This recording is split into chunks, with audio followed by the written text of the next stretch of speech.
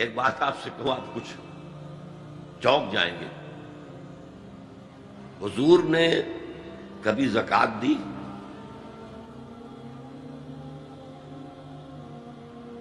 کبھی نصاب کے بقدر پیسہ آپ کے پاس جمع ہوا کہ آپ پر زکوٰۃ واجب ہوتی؟ کیسی عجیب بات ہے. ارکان دین میں سے ایک رکن سرے سے غائب. کبھی آپ نے مال رکھا ہی نہیں. حضور کا اسوہ ہم جانتے ہیں، مسواک کر لی ہے، پانچے جو ہے ٹخنے سے اوپر کر لیے ہیں، یہ اسوہ ہے. ہاں ہے، یہ بھی ہے، ٹھیک ہے، سنت ہے. اسوہ تو یہ ہے. اور صرف آپ کا نہیں، جنہیں ہم کہتے فقراء صحابہ، ابو ہریرہ، ابو ذر، سلمان فارسی، علی رضی اللہ تعالی عنہ اجمعین، یہ فقراء صحابہ میں سے تھے. کبھی کچھ نہیں رکھا آپ کے پاس. میں نے بتایا تھا آپ کو شاید کہ حضرت علی کی جب شادی ہو رہی تھی حضرت فاطمہ سے، کوئی مکان تھا ہی نہیں، کہاں لے کے جائیں. ایک انصاری نے ایک حجرہ دیا ہے اپنے مکان کا، اس میں حضرت فاطمہ ودا ہو کر گئی. He didn't have any home. ابو ذر وہ تو دوسری انتہا کو چلے گئے تھے. قانون یہی ہے، حلال سے کماؤ، اگر ایک حد سے آگے بڑھ جائے تو زکوٰۃ دے دو، باقی تمہارے اختیار میں ہے. دینا چاہو دو، نہ دینا چاہو رکھو اپنے پاس. قانون اس سے زیادہ آپ کو پابند نہیں کرے گا. کبھی بھی آپ نے جبر نہیں کیا، ایمرجنسی میں بھی جبر نہیں کیا. ایک واقعہ آتا ہے کہ حضور کو کئی وقت کا فاقہ تھا. تھوڑی دیر کے بعد حضرت ابو بکر آئے. آپ نے چہرے سے پہچان لیا کہ فاقے سے. پھر حضرت عمر آئے، پہچان لیا کہ فاقے سے. شاید حضور خود اپنے لیے نہ اٹھتے نہ جاتے، اپنے دونوں ساتھیوں کو لے کر ایک انصاری کے باغ میں پہنچ گئے. انصاری کی عید ہو گئی. فوراً لا کر اس نے کچھ کھجوریں، کچھ انگوروں کے گوشے رکھے. اس کے بعد وہ دوڑا چھری لے کر کسی جانور کو ذبح کرنے کے لیے. یہ ساری تفصیلیں میں کیا بتا رہا ہوں. مال یہ نہیں تھا کہ مدینے میں سبھی فاقے سے تھے، موجود تھے جن کے پاس مال تھا، لیکن جبرن آپ نے کسی سے کچھ نہیں لیا. جب وہ چھری لے کر چلا، فرمایا دیکھنا کسی دودھ والے جانور کو نہ ذبح کرنا. بہرحال کچھ دیر کے بعد وہ گوشت پکا کر لایا، روٹیاں رکھی. اس کے بعد حضور نے ایک روٹی پر چند بوٹیاں رکھ کر کہا یہ عائشہ کو دے آؤ، اسے بھی کئی وقت کا فاقہ ہے.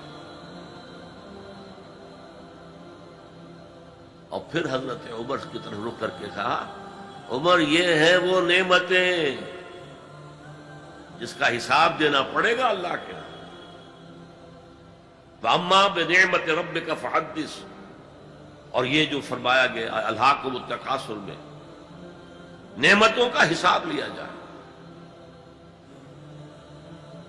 وَلَا تُسْأَلُنَّ يَوْمَئِذٍ عَنِ النَّعِيمِ، فرمایا یہ نعمتیں. یہ ہے اصل میں انفاق کا معاملہ. آپ کے اس پر چھوڑ دیا گیا ہے. جتنا بھی آپ میں جذبہ ہے، جتنا بھی آخرت کا یقین ہے، اتنا ہی آپ پسند کریں گے کہ آخرت کے بینک میں جمع کرائیں، یہاں کے بینکوں میں کیوں جمع کرائیں. یہاں کتنا دے دیں گے آپ کو؟ 10%، 20%. وہاں 700% ملتا ہے. 700% نہیں، 7000، 700 گنا.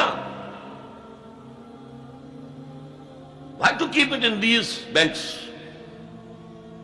حضرت مسیح کا جو پہاڑی کا واس بہت مشہور ہے، سرمن آف دا ماؤنٹ، بڑے پیارے الفاظ ہیں. میں آپ سے اپنا تاثر عرض کیے بغیر نہیں رہ سکتا. جہاں تک مواعظ کا تعلق ہے، جو حضرت مسیح کے مواعظ آئے ہیں، ان سے اونچے واعظ کوئی ممکن نہیں. اسی میں یہ جملہ بھی ہے، دیکھو اپنا مال زمین پر جمع نہ کرو.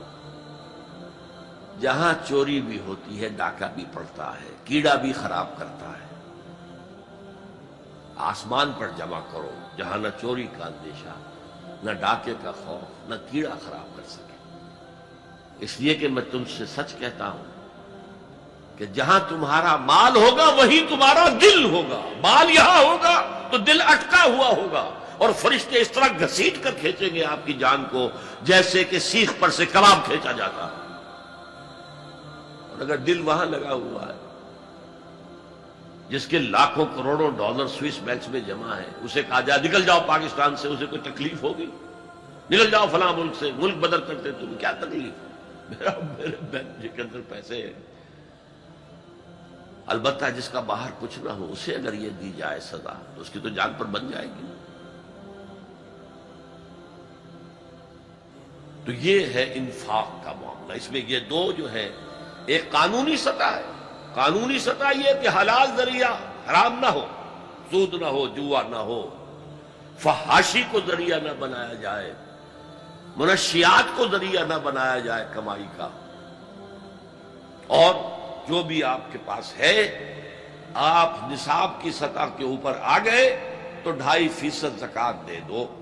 قانون اس سے آگے آپ سے مطالبہ نہیں کرے گا، اگرچہ فقہاء نے یہ فتویٰ دیا ہے کہ اگر کسی وقت جو فقراء ہیں ان کی ضرورتیں زکوٰۃ سے پوری نہ ہو سکے تو اس وقت کا امام، اس وقت کا خلیفہ وہ زبردستی بھی امراء کے مال میں سے مزید دے سکتا ہے زکوٰۃ کے علاوہ۔ لیکن کمال یہ ہے محمد رسول اللہ صلی اللہ علیہ وسلم کا کہ نہایت جان رسل تحریک جو تھی، انقلابی تحریک، اس میں بھی کبھی آپ نے جبر سے